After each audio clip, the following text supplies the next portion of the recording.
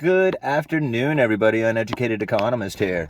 Wanted to give you guys a quick video. I got a piece of mail. I thought it would be fun to open up the mail on a video here and share a few links with you because the Federal Reserve had a meeting, I think, in Spain, if I remember right. It was yesterday, had the conference. And it's kind of funny to hear what they have to say because the Federal Reserve is trying to create a narrative that they are going to deal with this inflation, that they are going to, tamper down the inflation somehow.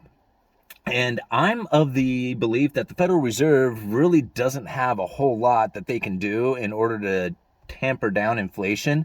What they're going to do is stomp out inflation expectations. And that is really what the Federal Reserve is up to, because inflation expectation leads to inflation. It's a self-fulfilling prophecy, and it works the other way too. So if you can be convinced that there is going to be less inflation going into the future, or even worse, there's going to be like deflation or a recession or some major problems coming into the future, then you're going to start behaving in a way that produces that exact scenario. Right? So if you have this belief that there's going to be a recession, if you have a belief that there is going to be asset depreciation, house prices are going to fall, stocks are going to fall, all this stuff is going to come down, then you're going to start behaving in a way that actually causes that to happen. A lot of people were blaming me, saying that, or at least not blaming me for it, but saying that I was like pushing out this narrative that there's going to be a food shortage, causing people to go out there and buy a bunch of food, storing up on that food, and then actually causing a food shortage from it. Now, I'm not telling people to go out and buy food. I'm telling people to go out there and learn to can, buy canning supplies, be prepared for the downturn of food availability. Not that there's not going to be food. The price is going to be so dang expensive, it's going to be hard to buy it. That's going to be the major problem. And so if you come across a bulk of food, then you want to be able to preserve it. And that's more of what I was trying to get at. Now, I said it a while ago that the Federal Reserve was going to use the opening up of the economy as the reason that their interest rate lifting has produced the effects within the economy that they were looking for. They even said it. They need help from the supply chain to tamper down this inflation. They said it.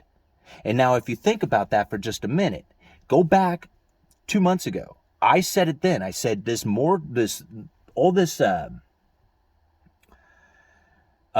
restrictions, these mandates, all this stuff that was preventing people from going out there and experiencing the economy like they should. Going out there and going to the movies, the concerts, the vacations, going out there and spending money at the restaurants, spending money into the economy, opening that up. That is what's going to free up the economy. That is what's going to bring the shortages down, right? Because as you start moving stuff through the economy, you're going to start finding those things are going to become available. And this is the thing that we're starting to find. I mean, we've been talking about it for a while now that Walmart and Target are oversupplied now, and you're going to start seeing the prices of TVs coming down. I told my boy, I said, hey, if you could find the best deal on the biggest TV that you can, I'm going to buy it. He just showed me a 55-inch TV for less than $200, and I was like, man, this is what we're talking about. So he is like, I mean, he really wants a bigger TV because our TV is kind of hammered. So he's on the hunt. He's going to go get one. And I told him, I said, I'll give you 3 weeks, right? After 3 weeks, pick out the TV and we'll have it. So we got we got basically a month before we have a new TV, but I'm sure that he's going to find one heck of a good deal. I told him, check them all out. Check out all the sites that have TVs, and he's on the hunt, man. He really wants one. But take a look down in the description. I have a couple of articles down there, and think about that. Think about how the mandates came to an end, the restriction of the economy came to an end, the opening up, everybody gets to go back and do whatever the hell they want, and how that is really what's going to bring down the inflation. Not the interest rate lifting. That's not going to do it. I mean, items are going to come down in price, and people are going to go out there and spend that. Whether interest rates are high or low, that's going to take place. Now, they may not buy cars, they may not buy houses, and they may not buy a few other things, but all the rest of the stuff, it doesn't matter if interest rates go up or down. That stuff is going to get purchased with cash. It's going to get purchased with their savings. Believe me, the Federal Reserve is not doing anything. They haven't done anything. They practically sit on their hands, right, and use a bunch of jawboning. I mean, yeah, granted, a 3/4 point interest rate hike was a lot, but it's still incredibly low, and they're under the neutral rate, meaning that they're still accommodating. Right?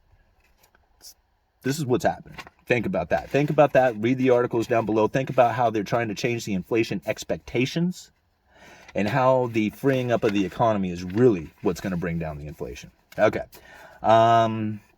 This is the mail coming from James out of Vancouver. Thank you very much, James, for sending me the mail. Let's see what we got in here. Okay.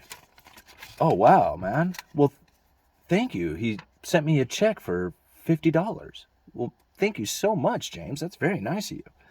All right. A bumper sticker. They don't exist anymore. History, 76 plus years, and bye-bye Vancouver. Go to Portland for your service. USA is broke and rotting from the inside out. It says Columbia Harley Davidson, and it gives the address and the website. Huh.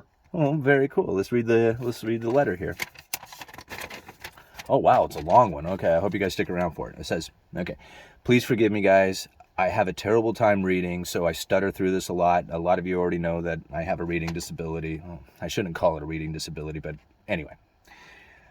Okay, well, give you a quick history on Columbia Harley Davidson.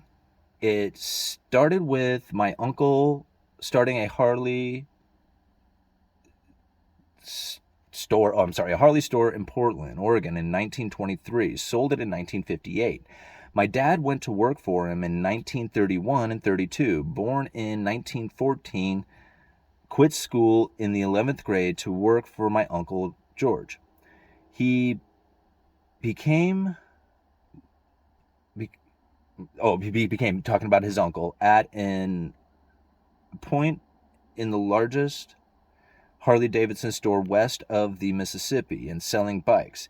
Dad moved to Vancouver, Washington in 1948, but started Columbia Harley Davidson in October of 1944. On the 4th, I'm sorry, guys. In the Columbia State, 4 blocks from the Key Restaurant on the Columbia River. From then, the fourth plane, 42 years ago. Oh, okay, I'm sorry. And then for the fourth plane, 42 years ago. I'm sorry, guys. Then I-5 in Hazel, Dell in 2001.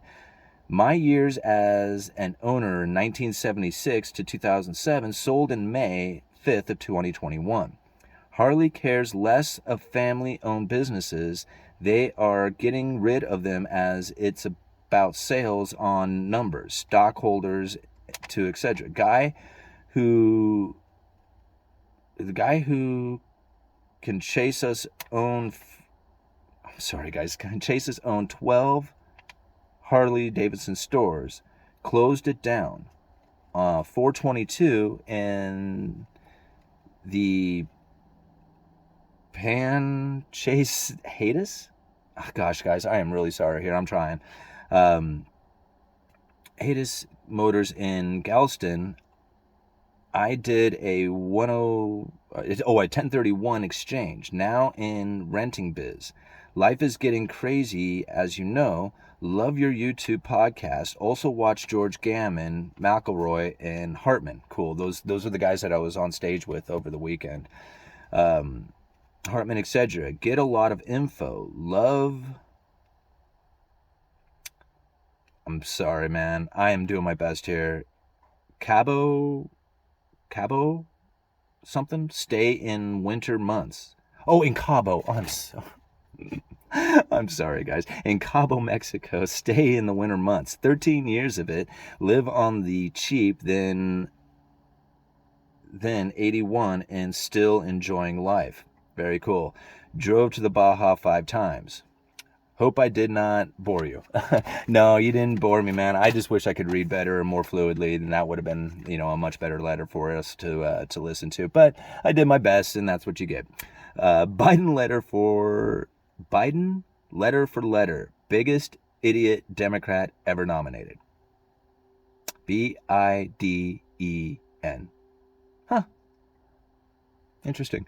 Haven't really thought about that. You know what I have thought about, though, is that my name is spelled backwards in the word economist. Uneducated economist. You guys let me know.